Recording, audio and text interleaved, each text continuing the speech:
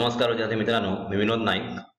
आपण पाहत आहोत इयत्ता 8वीचा विज्ञान, ज्याच्यामध्ये 12वा लेसन आपण पाहतोय आम्ल आम्लारी यांची ओळख. आता आम्ल म्हणजे काय तर ऍसिड आणि आम्लारी म्हणजे काय तर बेस. आपल्याला माहित आहे आपण काही आंबट गोष्टी खात असतो, जसं की चिंच खातो.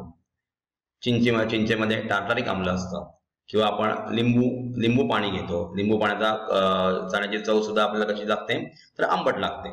म्हणजे याचा अर्थ त्याच्यामध्ये कोणतरी आम्ल असायला पाहिजे, कारण जिथे आम्ल असतंय तिथे त्याची चव आंबट लागते आणि आम्लारीची चव जी असते ती तुरट किंवा कडवट लागते. आणि अशा प्रकारे आपण आम्ल आणि आम्लारींना आपण आयडेंटिफाय करू शकतो. ह्या लेसन मध्ये आपण पाहणार आहोत की आम्ल आणि आम्लारी ओळखण्यासाठी कशा प्रकारे इंडिकेटर्स म्हणजे दर्शकांचा वापर केला जातो आणि आम्ल आणि आम्लारींच्या रिएक्शन्स कशा प्रकारे होत असतात त्याविषयी सुद्धा आपण ह्या लेसन मध्ये जाणून घेणार आहोत. चला तर मग बघूया आपण यातला पहिला सेशन, ज्याच्यामध्ये आपण बघतोय आम्ल आणि आम्लारीची ओळख. पहा, आपण रोजच्या आहारात अनेक खाद्यपदार्थांचा उपयोग करतो. आता कोणकोणते खाद्यपदार्थ असतात ते तर जसे लिंबू, चिंच, टोमॅटो किंवा साखर, व्हिनेगर, मीठ इत्यादी. आता सगळ्या पदार्थांची आपण चव जर घेतली तर ह्याच्यामध्ये लिंबू, चिंच किंवा टोमॅटो आणि त्याचप्रमाणे व्हिनेगर यांची चव थोडी आंबट लागते.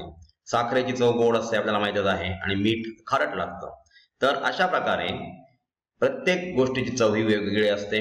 लिंबू, साखर, दही, चुन्याची निवळी, खाण्याचा सोडा, आवळा, चिंच, कैरी, डाळिंब, पाणी या पदार्थांची चव कशी आहे ते लिहा. म्हणजे ह्याच्यामध्ये आपण फॉर एक्झाम्पल आंबट, जसं लिंबू आंबट असतो, त्याच्यानंतर चुन्याची निवळी तुरट लागेल किंवा साखर गोड लागेल, आवळा थोडा आंबट लागेल, डाळिंब गोड लागेल, पाणी चवहीन लागतं. मग अशा प्रकारे ह्या ज्या टेस्ट आहेत त्यांचा आपल्याला तक्ता करायचा आहे.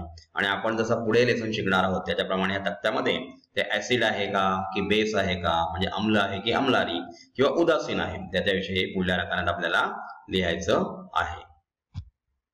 इथे पहा, काही पदार्थ चवीला गोड, काही कडू तर काही आंबट किंवा तुरट असतात. आता लिंबू, चिंच, व्हिनेगर किंवा आवळा यांसारख्या पदार्थांना आंबट चव ही त्यांच्यात असलेल्या एका विशिष्ट प्रकारच्या संयुगामुळे प्राप्त होते. म्हणजे यांच्यामध्ये कोणतरी असं वेगळं संयुग आहे, त्याच्यामुळे त्या फळांना अशा प्रकारे आंबट टेस्ट निर्माण झालेली आपण बघतो. या आंबट चव देणाऱ्या संयुगांना विद्यार्थी मित्रांनो ऍसिड किंवा आम्ल असं म्हणतात. आम्ल पाण्यात विद्राव्य असतात, म्हणजे ते पाण्यामध्ये विरघळतात, व ते क्षरणकारकही असतात, म्हणजे क्षरण करोजन सुद्धा ते करू शकतात. प्राणी आणि वनस्पती यांच्यामध्ये सुद्धा आम्ल असतात. लक्षात घ्या, प्राणी म्हणजे आपल्या पोटामध्ये सुद्धा, आपल्या जठरामध्ये म्हणजे स्टमक मध्ये HCl नावाचं ऍसिड असतं. जेव्हा आपण कोणतीही गोष्ट खातो तेव्हा ते ऍसिडिफाय करण्यासाठी या ऍसिडची निर्मिती होत असते. म्हणजे आम्लांची चव आपल्याला इथे कळली की ती कशी असते, आंबट असते. तेव्हा खाद्यपदार्थांमध्ये असणाऱ्या आम्लांना नैसर्गिक आम्ल म्हणजे हे नॅचरल ऍसिड्स आहेत, किंवा सेंद्रिय आम्ल ऑर्गॅनिक ऍसिड असं सुद्धा म्हटलं जातं. ही आम्ले क्षीण प्रकृतीची असल्यामुळे त्यांना सौम्य आम्ल म्हणजे वीक ऍसिड सुद्धा म्हटलं जातं.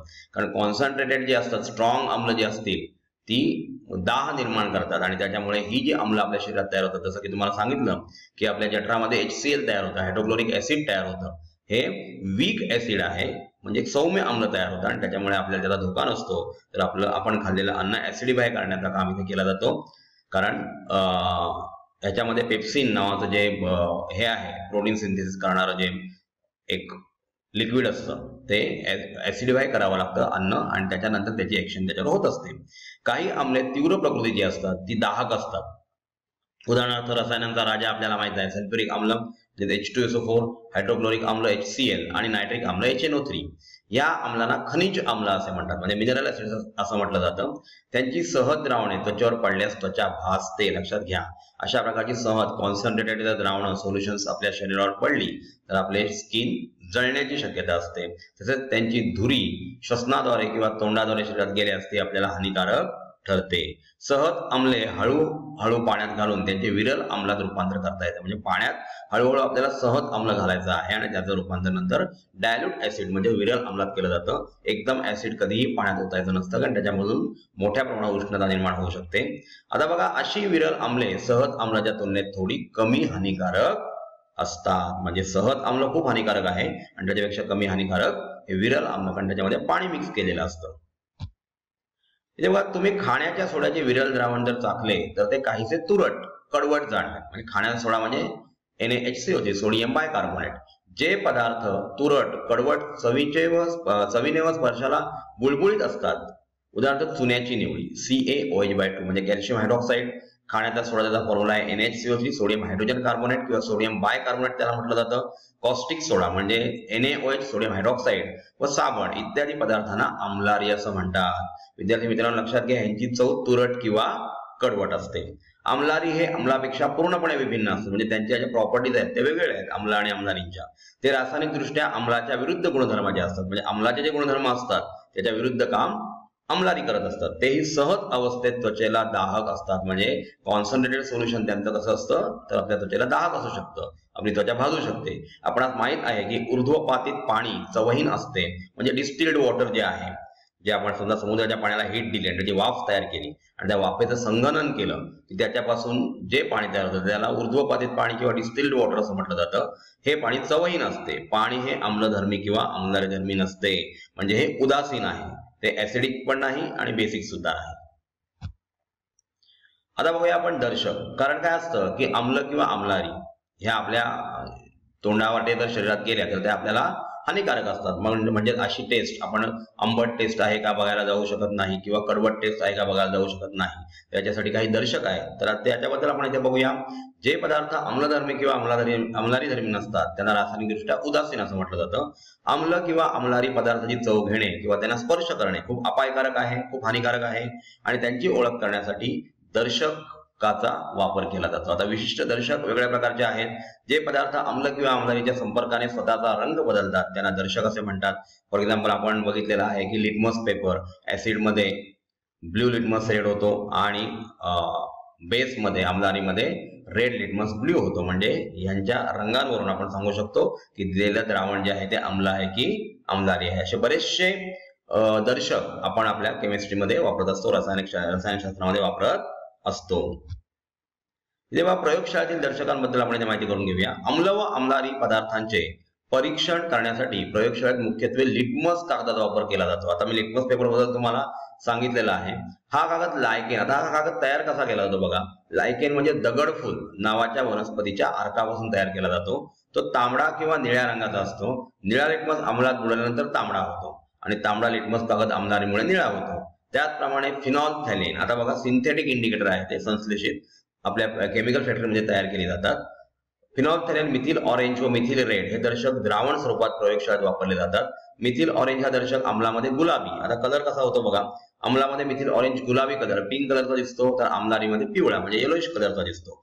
फिनॉल्फथॅलीन आम्लामध्ये रंगही नसतो आणि आम्लारीमध्ये तो गुलाबी म्हणजे पिंक कलरचा असतो. टायट्रेशन मध्ये आपण याचा वापर केला जातो, म्हणजे जिथे न्यूट्रलायझेशन रिएक्शन दाखवले जातात त्याच्यामध्ये NaOH किंवा HCl याच्यामध्ये ह्या रिएक्शन दाखवण्यासाठी फिनॉल्फथॅलीनचा वापर केला जातो. वैश्विक दर्शक बघा, युनिव्हर्सल इंडिकेटर हे द्रावण रूपात असणारे दर्शक आम्लारीच्या संपर्कात आल्यास वेगवेगळे रंग बदल दाखवले जातात. त्याविषयी आपण डिटेलमध्ये 9व्या इयत्तेत बघणार आहोत की कशा प्रकारे युनिव्हर्सल इंडिकेटरच्या सहाय्याने आपण एखादं द्रावण आम्ल किंवा आम्लारी हे सहमत आहे की वीक आहे म्हणजे सौम्य आहे हे सुद्धा बघू शकतो.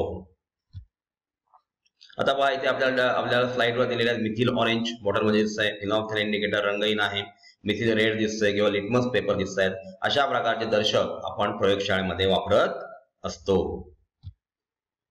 तर विद्यार्थी मित्रांनो, आपण या सेशन मध्ये आम्ल व आम्लारी म्हणजे काय, जसं की बघितलं आम्लाला आंबट चव असते किंवा आम्लारीला कडवट तुरट चव असते. आपण त्यासाठी बघितलं होतं की लिंबू किंवा आपण व्हिनेगर. आता व्हिनेगर आपण कोणी बघतो तर प्रत्येकाच्या घरामध्ये ऍसिडिक ऍसिड म्हणजे 10 to 20% ऍसिडिक ऍसिड पासून हा व्हिनेगर तयार करतात. पाण्यामध्ये द्रावण तयार करतात.